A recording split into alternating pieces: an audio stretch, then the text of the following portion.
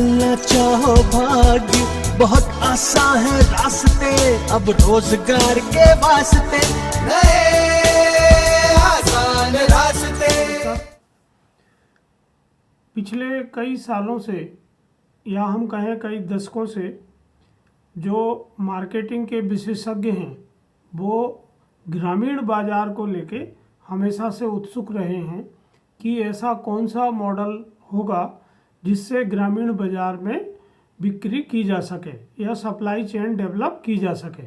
इसके लिए समय समय पर बहुत सारे मॉडल्स को अपनाया गया और मल्टीनेशनल कंपनी और नेशनल कंपनी इन सब के जो थिंक टैंक हैं और यूनिवर्सिटीज़ हैं, एमबीए के कॉलेजेस हैं, इनमें हमेशा से रूरल मार्केटिंग को एक अलग तरीके से देखने की कोशिश की गई और इसी का नतीजा ये है कि बहुत सारी कंपनियां अभी भी रूरल मार्केट में उतनी प्रभावशाली नहीं हो पाई हैं जितनी होने की उनने उम्मीद की थी, क्योंकि जो ग्रामीण बाज़ार है भारत का वो शहरी बाज़ार से फ़र्क है। अगर हम शहरी बाज़ार को देखें तो हमने जैसे जैसे विश्व में विपणन व्यवस्था बदलती गई, बाज़ार का तरीका बदलता गया और मॉल कल्चर आ गया, तो हिंदुस्तान ने भी बड़े बड़े मॉल बनाना शुरू किए और महानगरों में और फर्स्ट, सेकंड और थर्ड कैटेगरी के शहरों में भी बड़ी बड़ी दुकानें मॉल के कंसेप्ट के आधार पर बनना शुरू हुई। जैसे जैसे ये चलता गया उसमें लोगों को ये समझ में आया कि ग्रामीण अर्थव्यवस्था में इतनी बड़ी मॉल की संभावनाएं नहीं हैं। इस तरह की मॉल ग्रामीण अर्थव्यवस्था में सस्टेन करना मुश्किल है, उनको प्रॉफिट के तरीके से चलाया जाना संभव नहीं है, क्योंकि अगर हम भारत के ग्रामीण परिदृश्य को देखें तो एक तो यहाँ दूरियाँ बहुत ज़्यादा हैं, दूसरे जनसंख्या का घनत्व तो बहुत कम है, तो बड़ी दुकान में उतना फुटफॉल नहीं होता है जितने फुटफॉल की आवश्यकता होती है। तीसरे, जो भारतीय ग्रामीण उपभोक्ता हैं वो हमेशा से साप्ताहिक या 15 दिन का ही सामान खरीदते हैं। जैसे शहरी उपभोक्ता बल्क में सामग्री खरीदते हैं, वैसा मॉडल हिंदुस्तान में नहीं रहा है। इसकी बदौलत ये देखने में आया है कि जिन लोगों ने बड़े बड़े मॉल बना के ग्रामीण क्षेत्र में मार्केटिंग करने की कोशिश की वो उतने सफल नहीं हुए। इसका जो लेटेस्ट उदाहरण है वो आईटीसी का सागर चौपाल है। आईटीसी ने सागर चौपाल के माध्यम से ख़ासतौर से बड़े ग्रामीण क्षेत्र या जहाँ चौराहे हैं, तिराहे हैं, जहाँ ज़्यादा लोग आते हैं, वहाँ एक बड़े मॉल की कल्पना की। इसी तरह किसान बाज़ार, हरियाली बाज़ार, इस तरह के बहुत सारे मॉडल प्रयोग किए गए जिसमें एफएमसीजी की सामग्री है, कृषि आदान है और ग्रामीण उपभोक्ताओं के लिए मशीन उपकरण हैं जिनको बेचने की कोशिश की जाती रही है। पर जैसे जैसे ये व्यवस्थाएं चलती गई और शहरी क्षेत्रों में जितने मॉल सक्सेसफुल थे, ग्रामीण क्षेत्र में वो मॉल उतने सक्सेसफुल नहीं हुए। कोविड की घटना के बाद जब मार्च में लॉकडाउन की प्रक्रिया शुरू हुई, उस समय तक हमारे देश में एनरॉक रिटेल का जो अध्ययन कहता है कि 54 नए मॉल बनना थे, जिनमें 35 नए मॉल भारत के 7 मुख्य शहरों में और 19 सेकंड और थर्ड टियर के शहरों में बनाए जाना थे। लेकिन कोविड की वजह से ये मॉल नहीं बन सके और अभी भी ये शुरू नहीं हो पा रहे हैं। इसी तरह अभी हमने देखा कि जो फ्यूचर बाज़ार का सबसे बड़ा रिटेल साम्राज्य था वो उनको घाटे के वजह से बेच देना पड़ा और रिलायंस ने उस व्यवस्था को खरीद लिया। तो ये दर्शाता है कि जो मॉल कल्चर है वो बहुत ज़्यादा चल नहीं रहा है। इसी तरह जो आपका नए स्टार्टअप हैं जिनने ई कॉमर्स शुरू किया है वो अभी भी प्रॉफिट की स्थिति में नहीं है और वो अपना व्यवसाय घाटे में ही करने पर मजबूर हैं और कई सालों से ये इस तरह की व्यवस्था चल रही है। तो अगर हम देखें कि ग्रामीण बाजार किस तरह से विकसित हुए और इसका थोड़ा सा इतिहास अगर हम जानने की कोशिश करें तो हम देखेंगे कि हिंदुस्तान में पहले साप्ताहिक बाज़ारों का बहुत बड़ा नेटवर्क शुरू हुआ, जो न केवल ग्रामीण क्षेत्रों में है बल्कि शहरी क्षेत्रों में भी पूरे देश में साप्ताहिक बाज़ार आज भी लगते हैं। और जहाँ छोटे छोटे स्ट्रीट वेंडर, जो छोटे छोटे दुकानदार हैं, वो अपनी सामग्री लाते हैं और दैनिक उपयोग की चीज़ें, FMCG या छोटे मशीन उपकरण वहाँ बेचते हैं। इसमें जेवरात भी बेचे जाते हैं, कपड़े भी बेचे जाते हैं।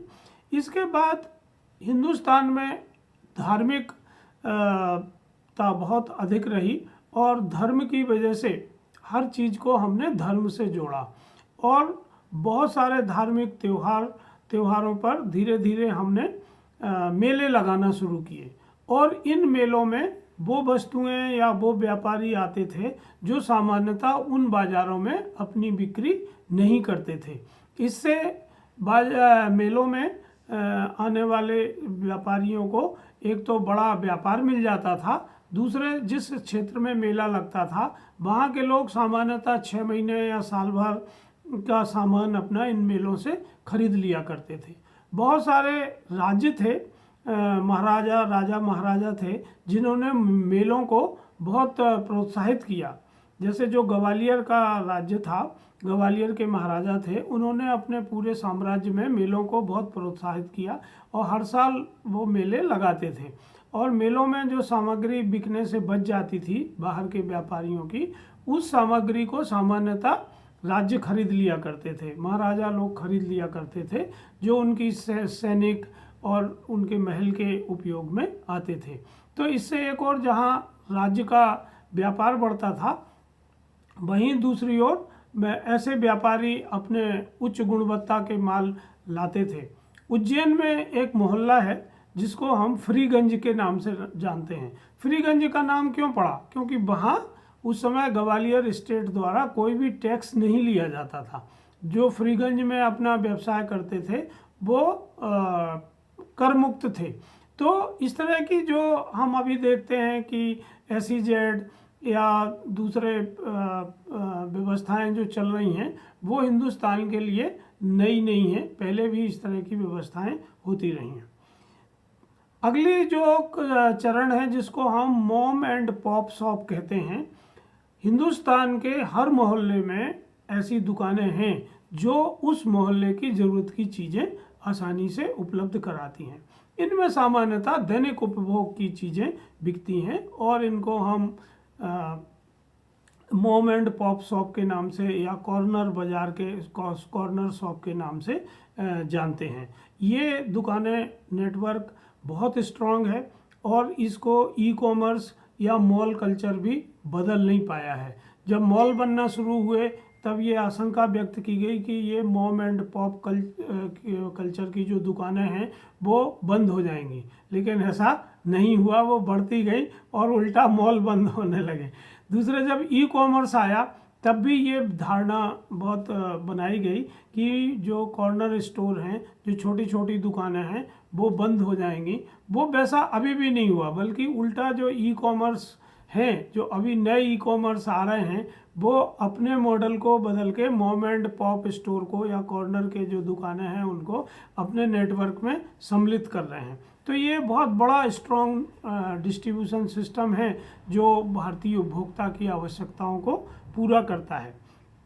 फिर गांव में जो खासतौर से बड़े गांव थे 2000 या उससे अधिक आबादी वाले, वहाँ नियमित बाज़ारों का विकास हुआ, जो बाज़ार पूरे 7 दिन खुलते हैं और वहाँ थोड़ा ऐसी वस्तुएं और सेवाएं मिलती हैं जो छोटे बाज़ारों में नहीं मिलती हैं। पर हम देखेंगे कि ये नियमित बाज़ार भी एक तरीके से छोटे छोटे दुकानदारों का एक नेटवर्क रहा है। अभी 2 तरह के मॉडल ई-कॉमर्स में आए हैं, जो स्टार्टअप आए हैं। एक स्टार्टअप वो हैं जिन्होंने ये कहा कि जो पुरानी व्यवस्थाएं हैं वो सब खराब हैं और हम एक नया डिस्ट्रीब्यूशन नेटवर्क बनाएंगे और हम सस्ते में चीज़ें उपभोक्ताओं को उपलब्ध कराएंगे। और उन्होंने अपने फुलफिलमेंट सेंटर बनाए, मोबाइल ऐप बनाए या वेबसाइट बनाई और उसके थ्रू वो सामान भेजने का काम करते हैं। लेकिन सामान्यतः इस तरह के जो सक्सेसफुल स्टार्टअप हैं या जो सक्सेसफुल कंपनियां हैं, जैसे मैंने शुरू में कहा, आज भी वो घाटे में चल रही हैं। क्योंकि उनका वॉल्यूम बहुत ज़्यादा है, इन्वेस्टमेंट उनमें आता रहता है, तो वो घाटे में भी अपना बिजनेस कर रहे हैं।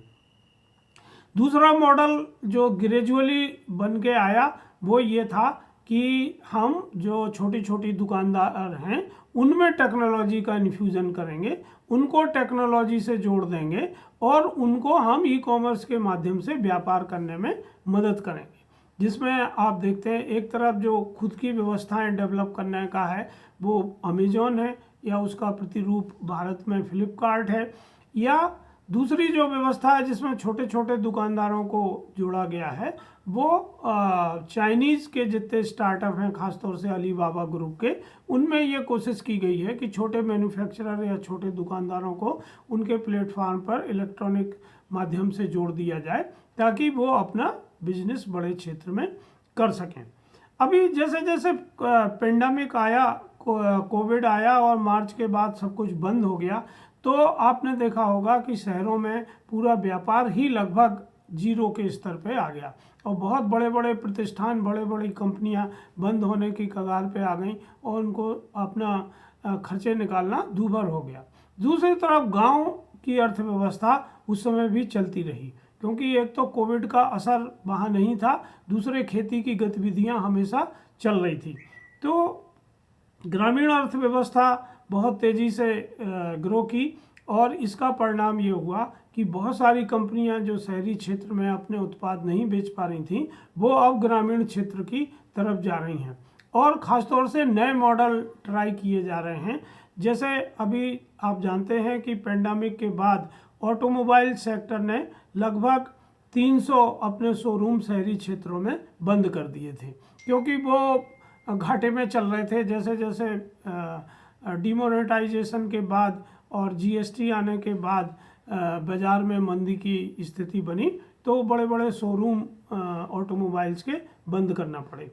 पर इसका प्रतिरूप ये हुआ कि लगभग 1000 से ज़्यादा छोटे शोरूम ग्रामीण क्षेत्रों में खोले गए और इन छोटे शोरूमों को वो रूरल सेल्स आउटलेट कहते हैं या स्टूडियो स्टोर कहते हैं, या मोटरसाइकिल वाले उनको जिप सर्विस कहते हैं, या उनको वो शोरूम लाइट मॉडल कहते हैं, शोरूम लाइट या इमर्जिंग मार्केट आउटलेट। इस तरह के बहुत सारे नाम अभी नए चलन में आ गए हैं और इनमें ख़ास तौर से टाटा मोटर्स हैं, महिंद्रा एंड महिंद्रा है, आपका रॉयल इनफील्ड है, किया मोटर्स है, एमजी मोटर्स है। इन सब ने नए नए मॉडल को ट्राई किया है। पर जैसे जैसे पेंडेमिक का असर कम हुआ और शहरी बाज़ार भी खुले और ग्रामीण अर्थव्यवस्था भी खुली, तो अभी हमने देखा कि धनतेरस के दिन बहुत ज़्यादा मात्रा में सोना और सोने के जेवरात हिंदुस्तानी मार्केट में बेचे गए। इससे ये अर्थ लगाया जा रहा है कि लोगों के पास पैसे की कमी नहीं है। जो अभी आपके सोने का व्यापार करते हैं उसमें अगर आप इंदौर का मार्केट देखें तो लगभग 2600 करोड़ रुपए का 5 टन सोना मंगाया गया और जिसको धनतेरस के दिन बेचा गया। इसमें 3 टन सोना था और 2 टन के जेवर थे। इसी तरह जो Indian Boolean and jewellers association है, उनने जो अनुमान लगाया है कि पिछले साल की तुलना में इस साल 35% ज़्यादा जेवरात और सोना खरीदा गया है। तो ये दर्शाता है कि लोगों के पास पैसे की कमी नहीं है, क्योंकि पेंडेमिक के बाद लोग केवल अत्यावश्यक वस्तुएं ही खरीद रहे थे, लेकिन अब वो ऐसी वस्तुएं भी खरीद रहे हैं जिनको हम लग्जरी के आइटम मानते हैं। तो और सोना चांदी और जेवरात उसी श्रेणी में आते हैं। तो इस व्यवस्था में जब आप देखेंगे कि जो छोटी दुकानें हैं उनका फैशन फिर से आ रहा है और इन दुकानों को जोड़कर बिजनेस खड़ा करने की प्रवृत्ति बढ़ रही है। और जितने अब ई कॉमर्स के प्लेटफॉर्म हैं, अभी रिलायंस फ्रेश ने जो अनाउंसमेंट किया है, रिलायंस इंडस्ट्रीज़ ग्रुप ने, कि वो पूरे हिंदुस्तान के जो छोटे छोटे दुकानदार हैं उनको अपने मोबाइल ऐप पे और अपने प्लेटफॉर्म पे जोड़ रहे हैं, और उनने ये कार्रवाई शुरू कर दी है। इसी से प्रेरित होकर Flipkart, Amazon, big basket, Ninja cart, ऐसे बहुत सारे स्टार्टअप हैं जो छोटी छोटी दुकानों को जोड़ रहे हैं, जो पहले अकेले ही काम करने की कोशिश कर रहे थे। तो एग्रीकल्चर सेक्टर में भी हम देखें कि दो तरह के स्टार्टअप आए हैं और दो तरह की कंपनियों ने मॉडल ट्राई किए हैं। एक मॉडल वो हैं जो लोग खुद अपनी पूरी supply chain end to end develop करने की कोशिश कर रहे हैं और फैक्ट्री टू फार्मर तक सामग्री पहुंचाने की कोशिश कर रहे हैं। हालांकि ये एक सफल मॉडल है, पर इसमें जो कॉस्ट है, जो लागत है, वो इतनी ज़्यादा हो जाती है कि जब किसान तक सामग्री पहुंचाई जाती है तो वो घाटे का काम हो जाती है। दूसरी तरफ ई फसल जैसे स्टार्टअप हैं जिनने जो पहले से नेटवर्क तैयार है उसी नेटवर्क को एफिशिएंट करने की कोशिश की है, और जो पुरानी छोटी छोटी दुकानें हैं या छोटे स्थानीय व्यापारी हैं उनका एक नेटवर्क खड़ा करके कृषि आदान की व्यवस्था, वितरण की प्रणाली को डेवलप किया है, उसको एफिशिएंट बनाया है, उसमें मल्टीपल एक्टिविटीज़ को कम किया है, ट्रांजैक्शन के खर्चे को कम किया है और स्पीड से सामग्री भेजने की व्यवस्था विकसित की है। इससे न केवल लागत कम हो रही है बल्कि उपभोक्ता को भी अच्छी गुणवत्ता की चीज़ें रीजनेबल प्राइस पे मिल रही हैं। तो ग्रामीण अर्थव्यवस्था में जो लोग मार्केटिंग करना चाहते हैं उन्हें ग्रामीण परिवेश की समझ होना चाहिए, ग्रामीण उपभोक्ता के व्यवहार को समझना चाहिए कि वो किस तरह से अपनी सामग्री खरीदते हैं और किस तरह से सीजन होते हैं, क्योंकि गांव में जो भी खरीदी होती है वो सीजन के हिसाब से होती है। या अगर हम उसको कहें कि ग्रामीण बाजार फसल चक्र से नियंत्रित होता है, तो उस फसल चक्र को भी उन कंपनियों को समझना पड़ेगा जो ग्रामीण क्षेत्र में अपने उत्पाद बेच सकते हैं। इसीलिए ई फसल प्लेटफॉर्म में ऐसे बहुत सारे मार्केटिंग सीखने वाले बच्चों को ट्रेंड करना शुरू किया है, जो अपने MBA या दूसरी डिग्री कोर्सेज के साथ साथ रूरल मार्केटिंग में भी काम करना चाहते हैं। तो उनको व्यवहारिक ज्ञान देने के लिए ई फसल आगे आई है और वो उनको इसमें मदद करते हैं ताकि वो ग्रामीण बाजार को समझ सकें। तो मुझे उम्मीद है कि आगे जो हमारी अर्थव्यवस्था है वो बहुत तेज़ी से फिर से अपने ग्रोथ रेट को पकड़ लेगी और इसमें ग्रामीण जो अर्थव्यवस्था है वो बहुत बड़ा रोल अदा करने वाली है। तो ग्रामीण मार्केट को समझ के कंपनियों को उसमें अपनी भागीदारी बढ़ाना चाहिए, जिससे न केवल उनको नए क्लाइंट मिलेंगे, नए उपभोक्ता मिलेंगे, बल्कि वो अपना वॉल्यूम और प्रॉफिट दोनों बढ़ाने में सफल होंगे। धन्यवाद।